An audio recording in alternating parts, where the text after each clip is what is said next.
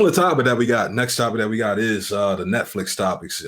It's really just it's some more going into this game streaming thing. It's going to become a big thing. I think it's going to become a big thing, and I'm gonna actually I'm gonna push a title. I'm gonna push an article ahead because it's kind of in the relation. I'm gonna push that article ahead about the iPhone City flood thing, all that stuff. But this topic here from CNET is talking about Netflix and how they will soon start streaming games as well on your phone. They're not going to go full-fledged television yet, not PC, but they'll start with allowing you to stream games on your phone, and that's them testing the fire.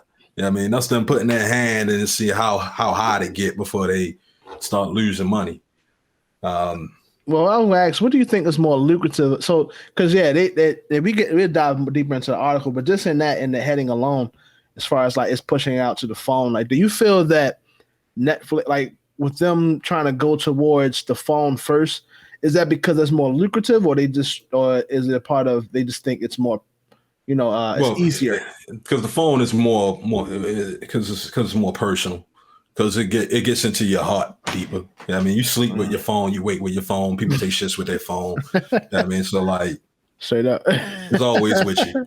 I mean, so like, if they can hit that first, then they can grow up to like a television, PC, and all that other stuff. But eventually, they really want to dominate that. Yeah, I mean, I think that with Netflix, and this goes into what we was talking about before. See, the thing is with, like, for instance, with Facebook, they're known for social media. Boom, boom. Mm-hmm. That's it. Whereas though Netflix, you're known for streaming. So I don't think it would be so much of a crossover for Netflix to go into streaming games because they already are an excellent, like I said, they are the juggernaut for streaming services, right? For like TV and like, I guess television, entertainment, streaming services or whatever. So them trying to jump into doing like the video game stuff on the phone, I think it actually is probably going to be the next big thing because people stream Netflix on like their movies and stuff like that on their phone as well. So it's an easy pivot for them.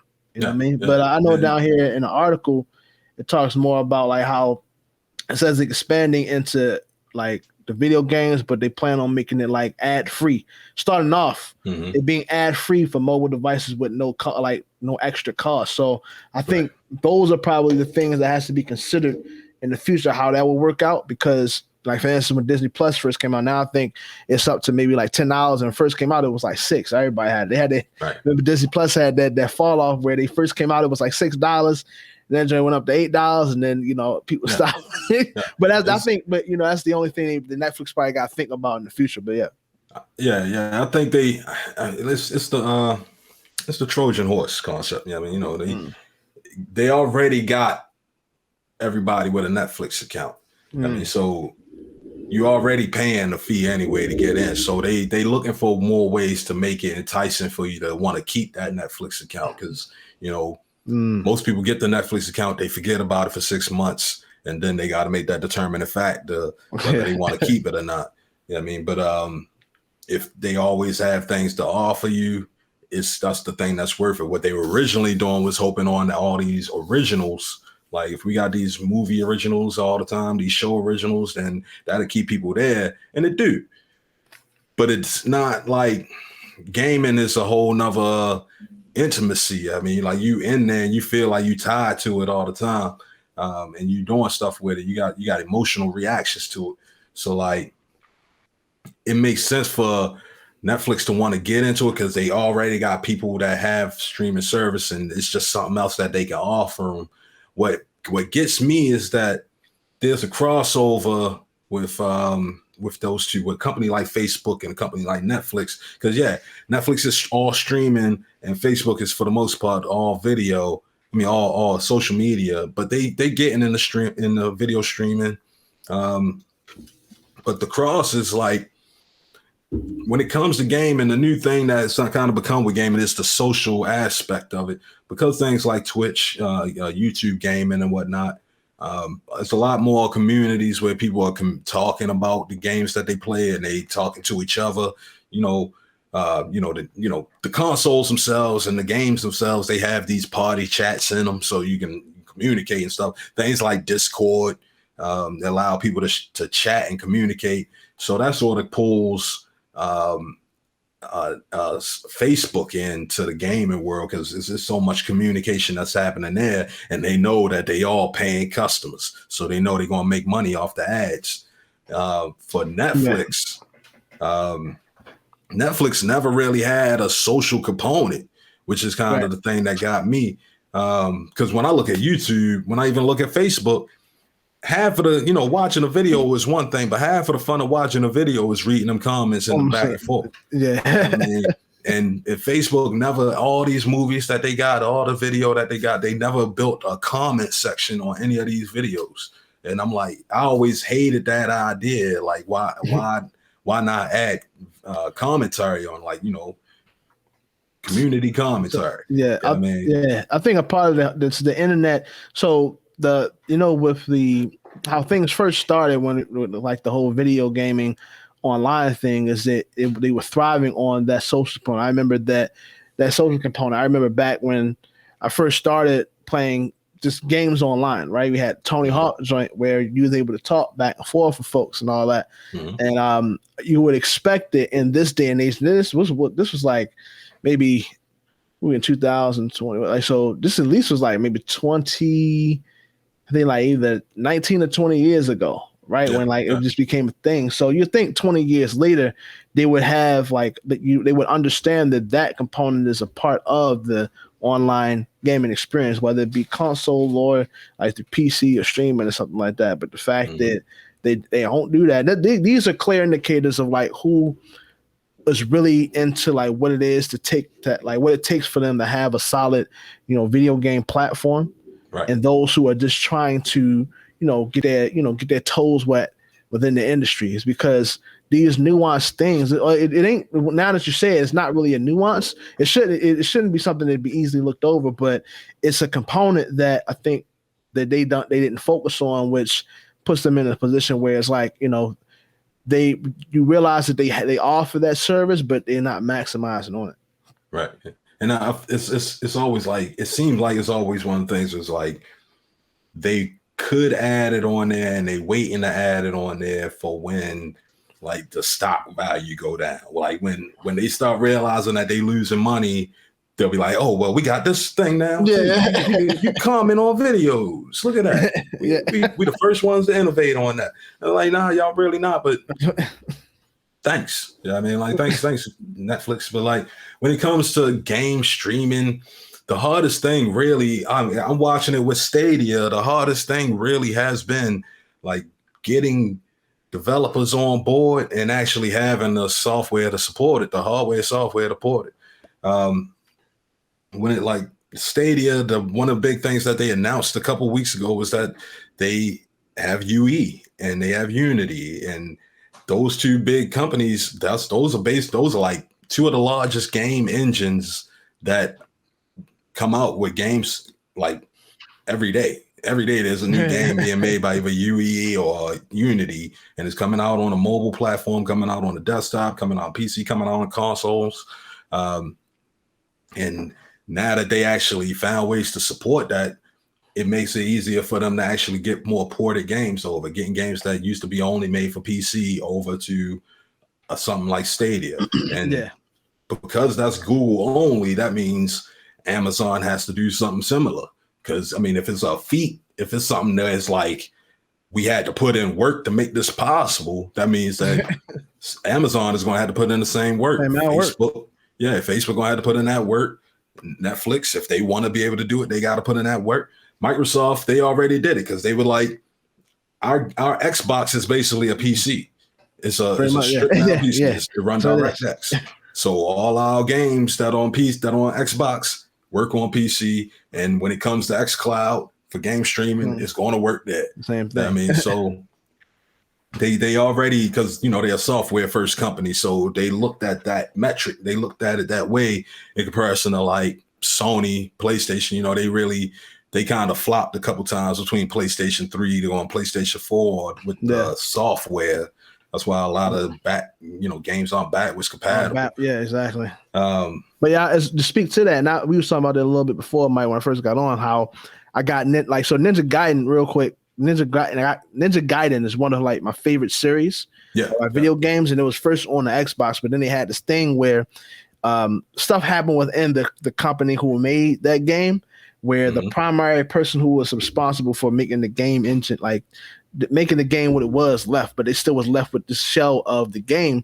So then they tried to put that onto the PlayStation, and this is I think the PS3, and because the PS3 did not have the physical, like the capabilities that the Xbox 360 had, it was so many different components of the game that was left out, that, you know, like the enemies had to, you know, like I said, that they had to take the gore out, and it wasn't because they felt like it shouldn't have been in there. It's just the engine, right, for the like PlayStation, the hardware wasn't able to handle, you know, that, you know, like those intricate things. It wasn't able to handle, so I had to take that out, right? Then when it came to the amount of like enemies that's like on screen and stuff like that, they wasn't able to handle that. So these are some of the things that within like the, you know, for those who like the companies that want to get into gaming, like these are the things that like are nuanced, right?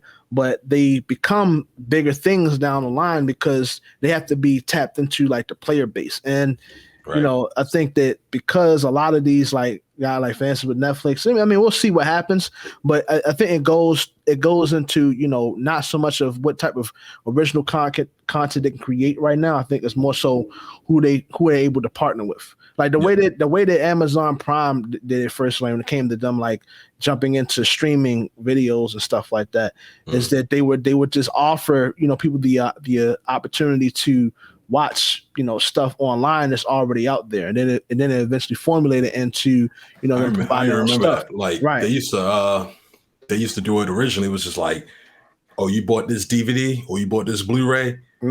While we waiting to ship it to you, because when they didn't have a 2-day shipping, it's like, all right, go ahead, you can stream this movie.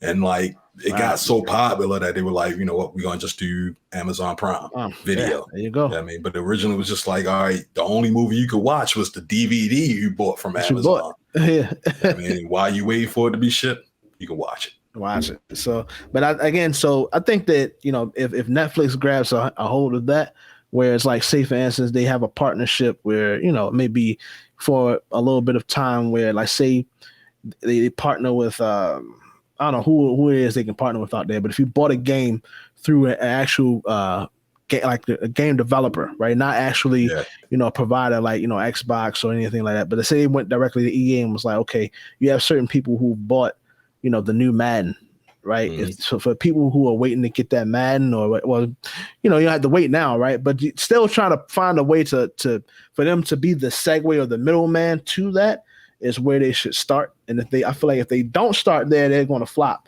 right? It's going to be very hard for them to get that, to get it from out the mud. They gotta have some mean exclusives, or they gotta do like Xbox. They bought Bethesda. I mean, they just bought them out. You know what? No more Bethesda games coming PlayStation. No more Bethesda games going anywhere except for Microsoft. And I mean, they needed it, but at the same time, Bethesda needed it, and I mean, it gives them a space. They got a clear line to a mass market. They got however many people who got Xboxes and PC gamers, 100 million, 200 million. They go directly to them. I mean, and that's the same thing that Amazon, like any other game service that is trying to do streaming, they got to do what the old consoles did initially, which is have these exclusives. Like you was only playing Streets of Rage on Genesis. You know what I mean? right. And like Mario, they only on Nintendo. That joint ain't never been on no Sega. I mean, so like they gotta do those. I mean, there's the cross-platform games that people love, and there's a lot of them, but they gotta have a couple exclusives that are like their, what do you call them? Their mascots. I mean, like these are the champion companies. These are the games that we go to this console or this platform for. Which makes it, to me, and that makes it even more interesting as far as how they're going to go about doing this, because they said that it's going to be ad free, but I'm thinking that a part of having the exclusive titles for a gaming platform, right, whether it be the like a console or online, whatever the case is that they have to have promotion behind the single thing. Like you can't just say, you come out with a game and you put all this money into it, but you don't have no marketing behind it. Now you have a title, but then I think that's probably what's happened with like maybe even with Facebook is that they probably have a lot of exclusive stuff on there, but I don't hear no marketing, no nothing. I don't see no ads coming for these. I mean, a lot of that so it gotta be word of mouth. That's what Netflix originally got big off of, is word of mouth, because ain't nobody ever want to get Netflix until they heard it was like $5. It was like, all right, fuck it, I'll try it for $5, and then $5 turned to $60 after a year. I mean, and it was like, all right, I'm just gonna keep it. I mean, one show, two shows come on, something like Breaking Bad to come out, people will watch that. But like, it was really like a word of mouth system. Like even when they was doing I think like really the only time I really remember seeing explicit Netflix commercials was back with the DVDs when they were talking about shipping the DVDs. Now when I see a Netflix commercial, it's not Netflix commercial. It's a movie commercial. It's a show commercial that happened to be, produced by Netflix. And the only way you can watch it is on Netflix. But it's never like, come get Netflix. I mean, I've never seen it like somebody selling a bar of soap or selling a cell phone. They don't really have to do that market. They do a lot of word of mouth. Yeah, and that's probably where they're going with the gaming too. They probably just like, we ain't gonna sell the ads too much. And I don't even see any Netflix. I guess it must be. I don't have free Netflix, so is there like a free Netflix now? Is there like ad free? I could just get Netflix and not pay nothing. So. Nah, not that I know of. And I just watch it, and I watch ads. Get ads in between. Get ads every 30 seconds. Yeah, man, I ain't never seen an ad on Netflix really. I mean, so like, I don't know. I guess if they doing an ad free, then that'll be for the people that subscribe to it. That'll be those people. But I guess they probably will. They should do an ad free service. I mean, it's just like any other television. Right. I mean, I'm just gonna watch this show with commercials every 10 minutes. That's what it is. I think they're going to catch up. They're going to catch steam if they, if their business acumen is on point. But I mean, if they don't, I feel like they go with the this is what they're doing right now is called like the freemium model, right? Where they offer things free and then hopes that people like transition over, or they hope that people buy into what they're selling, and then hit them with the, all right, now it's no longer free, or now, the ads are in after a year. So to pay for that, you got to pay an extra, $2-3, something like that. But they're doing mobile games. So those will be the free ones. When they get the technology to be able to do, like I said, the UA and the UE games. I mean, Unity and Unreal Engine, when they can do those games, they'll be like, these are the premium games. Pay an extra $5-10 to play the premium ones. Yeah. Like if you want to play Call of Duty or something off of Netflix, that'll cost you. That'll be like $10 a month extra along with your streaming service.